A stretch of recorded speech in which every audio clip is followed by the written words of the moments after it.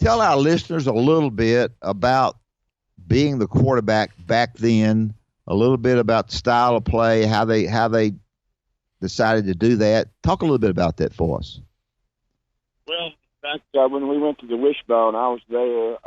We just weren't winning as much as Coach Bryant liked. We felt like we had a really good team in 1970, but in 69, but it just wasn't championship style, and the offense just was bogged down quite a bit of the time. So he went out to the Darrell Royal, I think it was, yep. and learned the Wishbone and brought it back. And it was perfect for what we had. We had Terry Davis, who was a great operator of the Wishbone back in 71. And he wasn't a great passer, but he was one of the best Wishbone quarterbacks that's ever played the game. And you could run an offense where you didn't have to block everybody. Two people were eliminated by the quarterback. Either the dive, either give it or keep it to the fullback, and then go out and pitch or keep off the next guy outside. So two people were eliminated by the quarterback, not big, powerful offensive linemen. And that was a key right there. We were a run offense first, a pass offense second, and it just seemed to really click. So during the 70s. Did people jam the middle on you once they saw you weren't going to throw it much after looking at stats and watching your games? Did you as the more you ran it, it seemed like it became more effective rather than less effective? Well, what happened is you're exactly right. They started stacking up close. The free safety, he played over the center about 10, 12 yards back. They would come up and be essentially a linebacker and run inside out to get our fullback or to get our quarterback or to get our pitch. And so everybody stepped up a yard or two on defense, and that led us to fake it so many times. As you remember, we had a lot of long passes in 73. That's because we had one-on-one coverage with Wayne Wheeler and Johnny Sharpless, guys like that. And so, one guy guarding one guy, we had the advantage there every single time. So they would come up and take our fake, and then we just had them wide open. Yeah. Barry? We're talking with Gary Rutledge, obviously former quarterback at the University of Alabama back in the 70s. Gary, we talk about culture and atmosphere all the time on the show, about what Nick Saban's done. I remember Dylan Moses told the story. He was on a recruiting visit. There was a team meeting with all the team, and everybody was cutting up and laughing and picking on it. And when the door swung open and Nick Saban walked in, you could hear a pin drop. And he said, that made me realize I wanted to go to Alabama right then for the respect that the players had for Nick Saban. I got to imagine Bear Bryant had that same kind of respect when he walked into their room. Just talk about that for me, please. Well, that's exactly the same feeling we had back then. You didn't come late to a meeting. I remember several guys, if you were late to a meeting, Coach Bryant would embarrass you. You'd have to run. He would get you. So the best thing to do if you were late is to not come in. Most of the time, he would not recognize, unless you were one of the bigger players or a big-name player, he wouldn't recognize whether you were there or not. There were so many people in the room, 70, 80 people in the room. So you just don't go in. But, yeah, you had to be there. I mean, rules are made for a reason, and that's another sign of discipline. If you're not disciplined enough to get to a meeting on time, he didn't think much of you, and he was going to, bench you or run you or what. I know Coach Sanderson there believes the same thing. So we respected that rule we had. Yes, sir. Gary, Mal Moore, I guess, was the offensive coordinator. Is that correct? Well, when I first got there, it was Jimmy Sharp. And then after that, it was Bud Moore. And then after that, it was Mal Moore, my junior and senior year.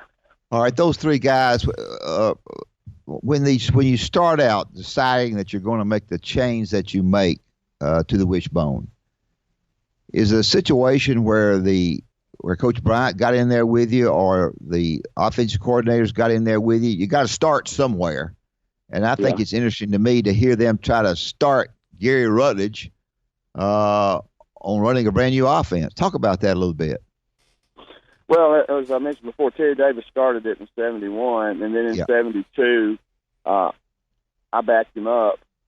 But the thing with the wishbone quarterbacks is not make mistakes. You stick that ball in the fullback. You got to snap it out of there real quick. The fullback nor I knew who was going to get the ball when the ball was snapped most of the time. So we had to practice the mesh drill where the fullback and the quarterback would he'd grab it or I'd pull it out. Same thing with going out in option. So it took a lot of practice to do that, and you could not make mistakes. So, the ball is in and out, throwing it around all the time, pitching it out, and you could not make mistakes. And I was pretty consistent, and I understood the offense. I kind of ran a Houston Bear attack in high school, which was option. So it kind of fit me, and so I knew how to option and pitcher keep and read while the ball is snapped. Because when you got the ball as a quarterback, you were looking at whatever side you were going immediately and looking at that defensive tackle or that defensive end to decide what you wanted to do in a split second. And it was very complicated, tricky offense to run, but as much as we practiced, it worked out great. Well, before Barry gets on, the answer to my question was you got to have a smart quarterback, and that's what you were. That knew how to play and didn't make mistakes. I mean, that's the answer. You're not going to say it, but I can. Go ahead, Barry. Well, thank you for that, Coach. I appreciate that. We'll talk with Gary Rutledge. Jerry, can't get his name out. Jalen Hurts last year. Nick Saban always talks over who's going to win over the team. Have you ever seen a guy that young, a true freshman last year? He won over the veterans in the locker room. It seemed like in the weight room, on the practice field. How difficult is that for a freshman quarterback to do? And then the season that Jalen had last year. That's a good question. Well, it's very difficult. Freshmen. You come in, you don't know anybody, and so you're scared inside because here these big old guys, big guy linemen. You've read about them and seen them on TV the year before, and here you come in not knowing any of them. So the best, and he's probably, and I don't think he's a rah-rah kind of guy, so he led by example. I mean, he led in the weight room, lifting more weights than most folks. He led by getting command of the huddle when he was in there. He led by playing well and doing well under pressure. I mean, things like that you can do and earn the respect of your team without being a rah-rah guy and that kind of thing. So as the season and practice went along, he earned the respect more and more, and they saw what he could do, and then he felt more comfortable as the year went on. Yeah, I think the guy had a phenomenal season. And how hard is that to come into Alabama as a true freshman, take on the quarterback role, which we know how important that is to the people in the state here, have to manage your academics, all that, and then you're basically under center leading this team. How difficult is that to take on all that as a true freshman? Oh, it's extremely difficult to do. Like you said, he's got to manage the team, manage his grades, manage his mind, manage what little time he has in front of the media. I mean, he's under great scrutiny. Today, the quarterbacks at any of these big schools, I mean, I don't ever remember being interviewed on TV. I mean, I remember interviewed by guys holding pads and pencils in their hand talking to me. And there's so much stuff, even though Saban didn't let him do that last year, there's just so much more pressure. And anything he says or reacts on the field, the TV cameras are right in your helmet, it's kind of a difficult thing. But he has a lot of poise for a freshman. He's a very mature young man, and I see nothing but a better year this year for him. Yeah, no doubt. I was looking at your the games that you played. The most you ever played in a season was 11. Now these guys, if you go to where Alabama go, they're playing 15 games a year. How difficult is that on these guys? That's a lot. That's a lot of practice. That's a lot of games. Is 15 games too many if you make it all the way to the national championship? Wow, that's a great question. It probably is. Although the pros play more than that, every week, but. Yeah, it's a lot. It's a lot on the body to take the pounding, whether you're an offensive lineman or a running back or a quarterback. It's a lot to have to go through. But they're down there 365 days a year working out and practicing and putting the right food in their body, supposedly, and just preparing for that season. And then, you want to finish well. You want to finish strong, as Saban says, in the fourth quarter. So everything they're doing all year long is preparing for the football season. So you just got to be mentally and physically ready to play a football game these days. Yep. Now, I may be wrong on this, so you correct me because I can't remember stuff anymore, as you know. You were involved in the great high school game against Tony Nathan. Is that right? No, that was my brother Jeff. Okay, it was Jeff. Okay, well, I wasn't sure. I couldn't remember if it was you or Jeff, but I saw Tony Nathan picture not too long ago, and I tried to recruit him for basketball before he became a football player. Yeah. So wow. that was a little bit different. Tell us about the backfield when you were playing, the guys that did the running, and I think also tell us about the ability of the offensive lineman to read their blocks and understand something as difficult as the wishbone. Okay.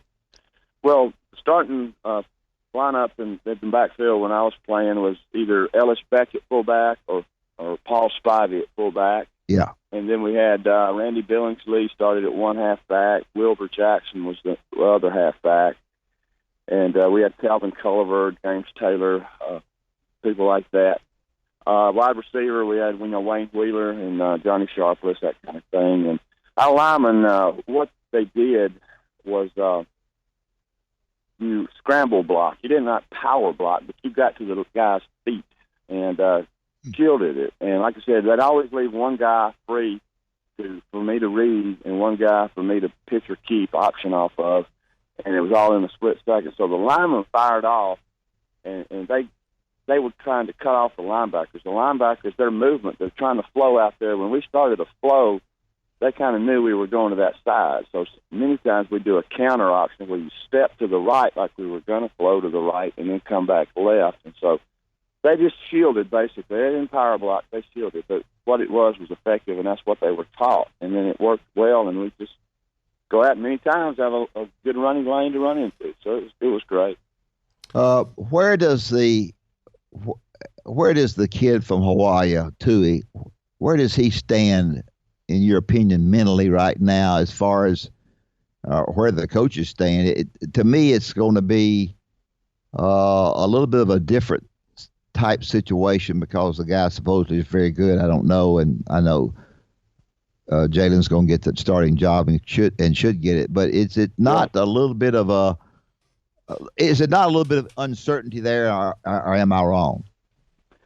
Well, I mean, the guy from Hawaii, he knew when he signed with Alabama that he was following a starting freshman quarterback who was all-league last year, most valuable player, I think, or something in the league. And he knew that it was going to take a mighty effort to beat him out. And so he knew most likely that he was not going to do it. So I don't understand why he came myself, but he has a lot of confidence.